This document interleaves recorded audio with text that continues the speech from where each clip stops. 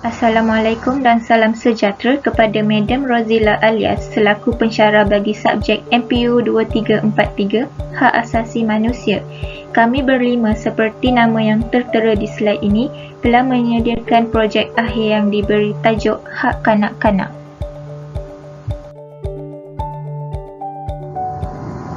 Di dalam slide ini, kami akan membentangkan tentang pengenalan hak asasi manusia sejagat, tanggungjawab bersama, Konvensyen Hak Kanak-Kanak, isu penderaan kanak-kanak, faktor dan kesan penyelesaian isu dan juga kesimpulan.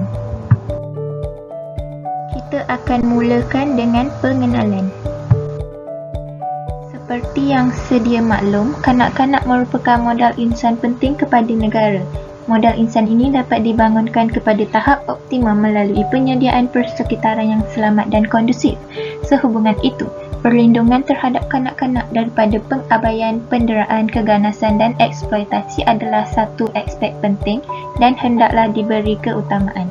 Kanak-kanak juga didefinisikan sebagai seseorang yang di bawah umur 18 tahun seperti yang termaktub dalam Akta Kanak-Kanak 2001. Malaysia telah meratifikasikan Konvensyen mengenai Hak Kanak-Kanak atau Convention on the Rights of the Child (CRC) pada 17 Februari 1995. Konvensyen ini memberi tumpuan terhadap kebajikan dan kehidupan kanak-kanak yang menjurus kepada aspek survival, protection, development dan participation.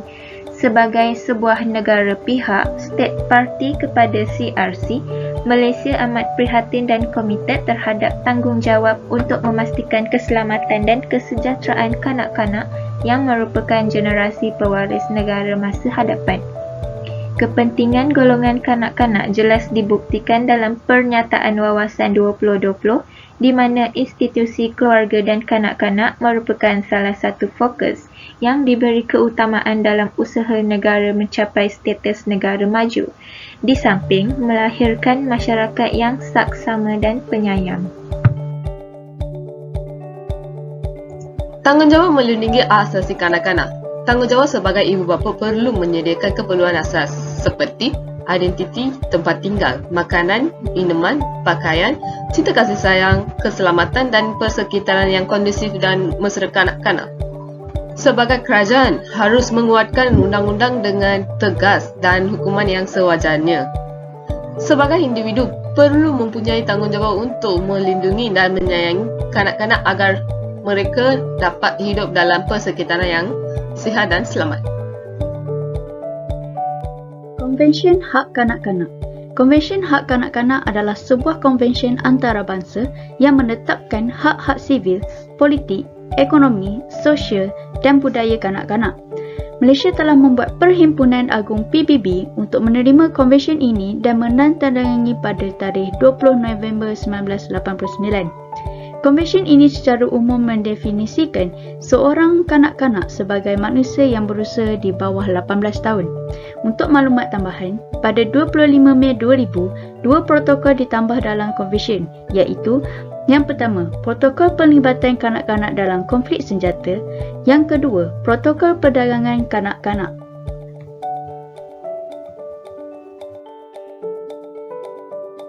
Tujuan konvensyen. Yang pertama, untuk mengelakkan kanak-kanak dari penderaan dan pengabaian. Yang kedua, untuk mengelakkan kanak-kanak diambil kesempatan dan dipergunakan oleh seseorang. Yang ketiga, untuk menjamin kanak-kanak dapat menegakkan hak mereka.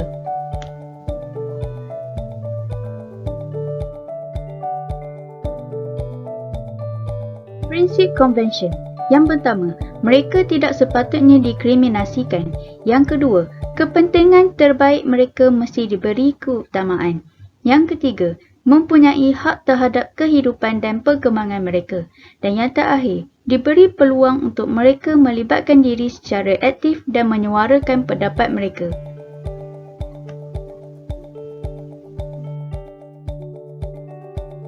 Intipati Convention. Yang pertama, menekankan pentingnya nilai-nilai tradisi dan kebudayaan setiap orang bagi perlindungan dan perkembangan yang harmoni bagi kanak-kanak.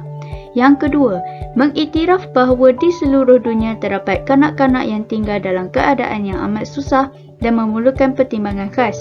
Yang ketiga, mengingati bahawa kanak-kanak itu sebelum matang dari segi fizikal dan mental dan jagaan khas dalam perlindungan undang-undang yang sewajarnya.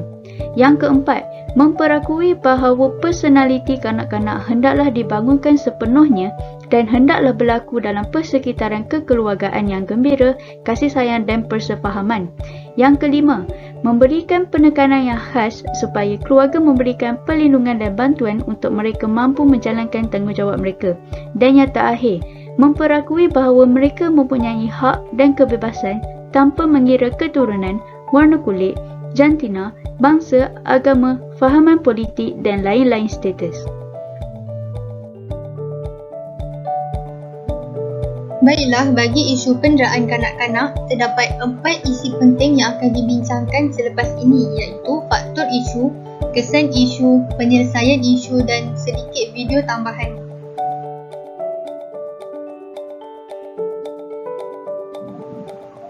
Sebelum kita lihat pada faktor isu, mari kita lihat statistik kes penderaan kanak-kanak di Malaysia dari tahun 2013 hingga tahun 2017. Di dalam jadual di bawah ini, kita dapat lihat terdapat pelbagai jenis penderaan yang telah dilakukan pada kanak-kanak di Malaysia, iaitu dari segi fizikal, emosi, seksual, pengabaian pengawasan, pengabaian hak asasi dan pelbagai lagi lain-lain pengabaian. Di dalam jadual juga menunjukkan statistik penderaan kanak-kanak di Malaysia dari tahun 2013 hingga tahun 2017 bagi jantina lelaki dan jantina perempuan.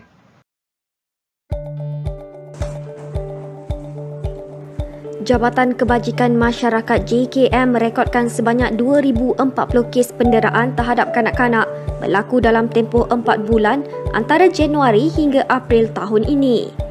Menteri Pembangunan Wanita, Keluarga dan Masyarakat KPWKM, Datuk Seri Rina Mohamad Harun berkata, pihaknya memandang serius jumlah kes berkenaan dan tidak akan berkompromi dengan mana-mana kesalahan yang membabitkan hak serta kebajikan kanak-kanak. Beliau berkata kepada media selepas melawat seorang kanak-kanak di Syaki Didera yang kini ditempatkan di bawah penjagaan sementara di Taman Sinar Harapan Tuanku Ampuan Najihah. Dalam laporan media baru-baru ini, seorang kanak-kanak perempuan yang tinggal di sebuah rumah penjagaan di Wangsa Maju Kuala Lumpur mengalami luka pada anggota badan di Syaki Didera.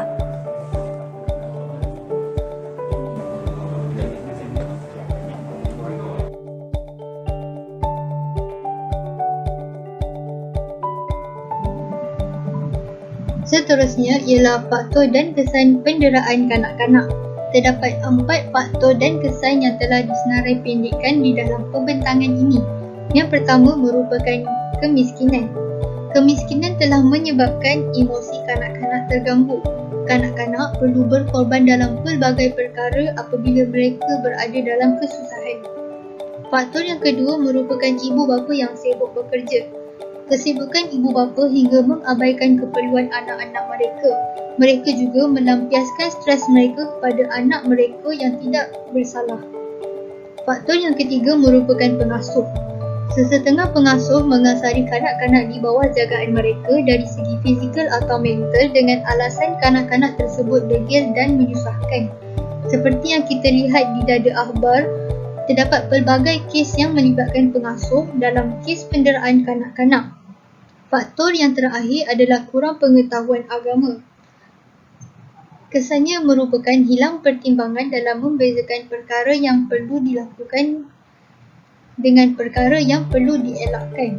Ibu bapa sering memandang remeh dalam hal ini sehingga mereka tidak tahu apa perkara yang perlu dilakukan dan tidak perlu dilakukan. Oleh itu, isu penderaan kanak-kanak boleh diselesaikan melalui 3 pihak, iaitu yang pertama sekali ibu bapa, guru dan juga masyarakat sekeliling mereka. Pihak pertama yang bertanggungjawab untuk menyelesaikan isu penderaan kanak-kanak ialah melalui ibu bapa. Mereka menjadi punca utama untuk mengurangkan kes penderaan kanak-kanak dan haruslah menunjukkan teladan yang baik di hadapan anak-anak. Mereka harus sedar tanggungjawab untuk membentuk keluarga yang bahagia, dan apabila menghadapi tekanan, mereka harus menghadiri sesi bimbingan dan kaunseling supaya tidak melepaskan tekanan mereka kepada pasangan dan anaknya. Pihak yang bertanggungjawab seterusnya ialah pihak guru di sekolah. Mereka hendaklah sentiasa memberi perhatian kepada murid apabila mendapati perubahan yang besar berlaku kepada seorang murid. Pihak sekolah pula boleh menghubungi pihak berkuasa seperti polis apabila mendapati kes penganiayaan berlaku kepada mereka. Yang ketiga, pihak sekolah juga hendaklah memupuk guru kaunseling supaya bersabar dan teliti supaya mendapat kepercayaan murid-murid. Akhir sekali ialah pihak masyarakat di sekeliling mereka. Seperti apa kita tahu, mereka haruslah mempunyai semangat kerja yang tinggi. Kita perlu membuang sikap mementingkan diri sendiri. Masyarakat juga harus peka dengan keadaan sekeliling dan segera melaporkan kepada polis apabila mengesan kes penderaan kanak-kanak ini ketika berlaku. Masyarakat juga boleh menerapkan nilai murni dengan melibatkan diri dalam aktiviti berfaedah. Kes penderaan kanak-kanak antara aduan diterima menerusi talian selamat talian hotline keganasan rumah tangga sejak dibuka pada 1 November lalu. Pengerusi Jawatankuasa Tetap Pembangunan Wanita dan Keluarga Dr. Siti Mariah Mahmud berkata, kes penderaan kanak-kanak itu satu daripada 4 aduan kes keganasan rumah tangga diterima. Dr. Siti Mariah berkata kerajaan negeri mewujudkan talian selamat yang boleh dihubungi pada bila-bila masa oleh sesiapa sahaja yang berdepan dengan masalah keganasan rumah tangga. Beliau berkata demikian pada majlis perasmian talian selamat talian hotline keganasan rumah tangga di Perpustakaan Raja Tun Uda, Seksyen 13 di Shah Alam pada Isnin.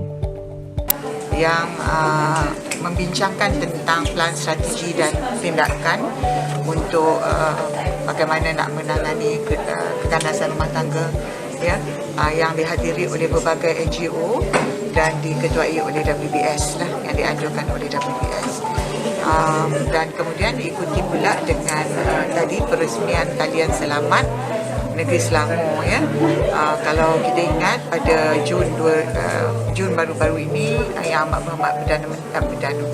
Amat Berhormat Menteri Besar Negeri Selangor Datuk Seri Amiruddin telah mengumumkan satu peruntukan untuk kita wujudkan satu talian untuk tujuan melaporkan atau mengadu tentang keganasan rumah tangga.